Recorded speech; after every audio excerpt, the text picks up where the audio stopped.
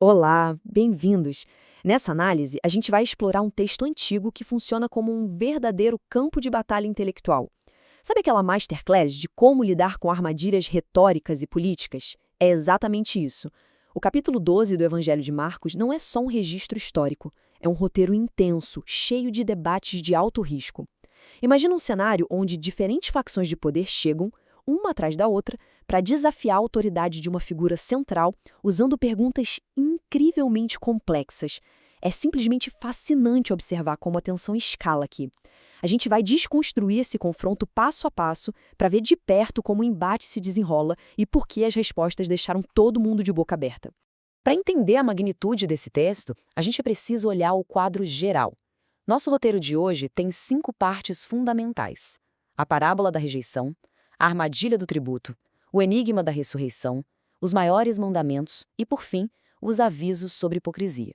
São 5 confrontos consecutivos, um logo após o outro, exatamente como aparecem no material original. Seção 1, a parábola da rejeição. Certo, vamos mergulhar nisso. O conflito já começa não com uma acusação direta, mas com uma história provocativa que esconde uma crítica bem afiada. O texto descreve uma pessoa que planta uma vinha, constrói um muro em volta, faz um lagar e uma torre. Ele mostra todo um cuidado com a propriedade antes de arrendar o espaço para os lavradores, para poder viajar para longe. Mas quando chega a hora da colheita, a situação toma um rumo bem sombrio e violento. Mapeando rapidinho os elementos dessa história, fica muito claro como a parábola se traduz na realidade daquele contexto. É como um quebra-cabeça.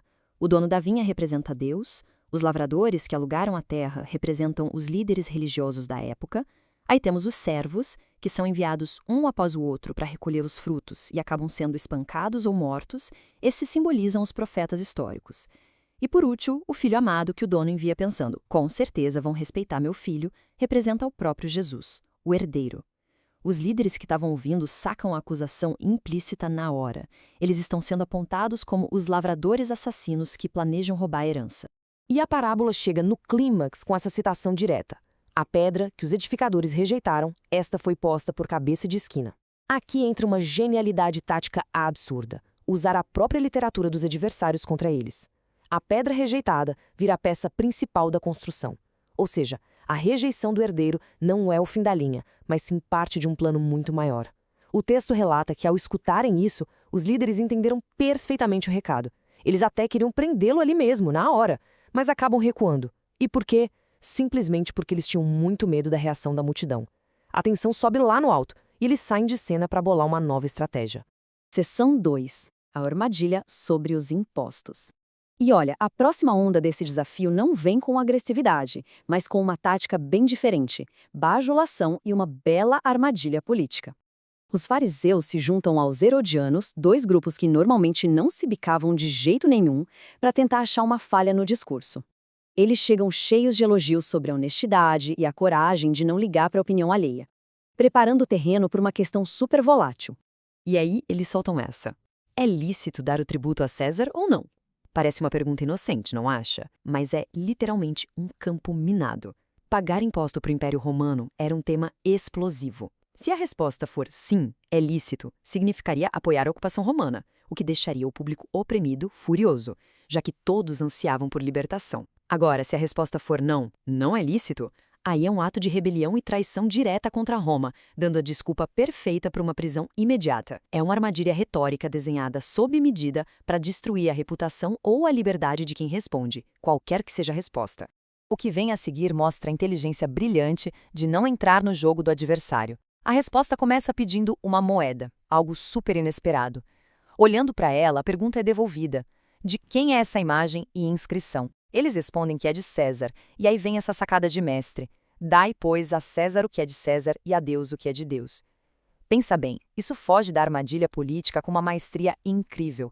É uma posição neutra e inatacável, que reconhece o dever civil sem abrir mão da autoridade divina. O impacto é imediato. Os adversários ficam totalmente maravilhados e simplesmente ficam sem argumento. Seção 3. O enigma da ressurreição.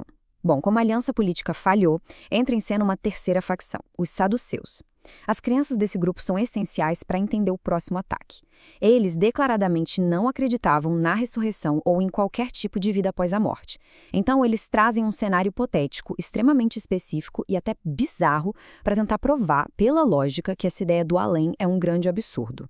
O que chama atenção aqui é o extremo a que os saduceus chegam para montar essa armadilha lógica. Sete irmãos. Eles pegam uma lei antiga sobre casamento, onde um irmão precisava casar com a viúva do falecido para garantir a linhagem. Aí eles inventam uma situação onde uma mulher casa com o primeiro irmão, que morre sem filhos, ela casa com o segundo, que também morre sem filhos, e vai para o terceiro, para o quarto, até que todos os 7 irmãos casam com a mesma mulher em sequência e todos morrem sem deixar herdeiros. O nível de exagero da história deles chega a ser cômico quando, no fim das contas, a mulher também morre. A armadilha é armada com essa pergunta super desafiadora. Na ressurreição, pois, quando ressuscitarem, de qual destes será a mulher? A lógica deles é a seguinte: já que todos os 7 foram maridos dela legalmente em vida, de quem ela vai ser esposa na eternidade? O objetivo não é aprender nada novo, mas puramente usar as regras humanas e as instituições terrenas para zombar do conceito da ressurreição, criando um paradoxo que parece impossível de resolver. Mas a resposta desmonta a premissa dos saduceus passo a passo, de um jeito bem implacável. Primeiro, o erro deles é apontado logo de cara. Eles ignoram tantas escrituras quanto o poder de Deus. Segundo, o argumento teológico afirma de forma direta que na ressurreição as coisas da terra como casamento simplesmente não se aplicam, as pessoas serão como os anjos.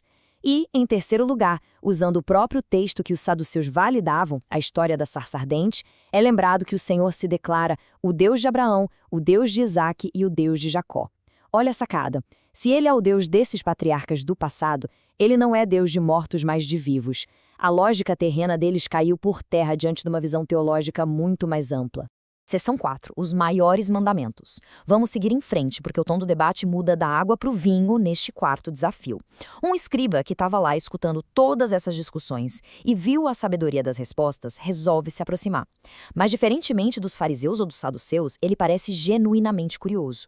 Ele quer entender, no meio daquele mar de leis e regras religiosas da época, o que realmente importa. E faz uma pergunta sobre prioridade. Qual é o primeiro, o mais importante de todos os mandamentos? O ponto alto aqui é como essa hierarquia é destilada de forma brilhante. Primeiro, amar a Deus por inteiro, de todo o coração, alma, mente e força. E o segundo mandamento, que caminha de mãos dadas com o primeiro, é super prático e focado nas relações. Amar o próximo como a si mesmo. O escriba concorda na mesma hora que esses dois superam de longe qualquer ritual ou sacrifício externo. E por causa dessa clareza maravilhosa, ele ganha um baita reconhecimento. Não estás longe do reino de Deus. Foi uma interação tão forte que, depois disso, ninguém mais teve coragem de fazer nenhuma outra pergunta.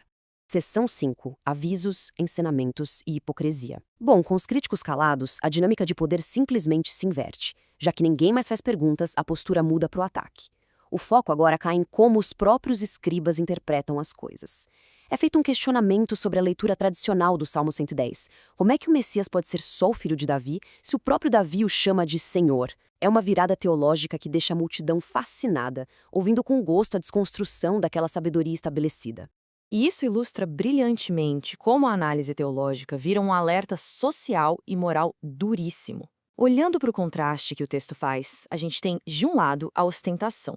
Aquela galera que adora andar com roupas compridas, querendo ser reverenciada nas praças e sentar nos melhores lugares. Mas, ocultas sob essa fachada de extrema santidade, estão ações de pura exploração. A denúncia é pesada. Eles devoram as casas das viúvas, usando longas orações apenas como desculpa. A severidade dessa hipocrisia é sublinhada com a afirmação de que uma condenação muito mais grave os aguarda. O que nos leva à nossa reflexão final dessa análise. O texto encerra observando as pessoas dando ofertas no tesouro do templo, mostrando aquele contraste enorme entre o espetáculo do excesso e as poucas moedas de uma viúva pobre. Ironicamente, as mesmas viúvas que eram exploradas pelos hipócritas. O grande tema que fica flutuando depois dessa sequência toda não é só sobre religião, mas sobre a essência humana.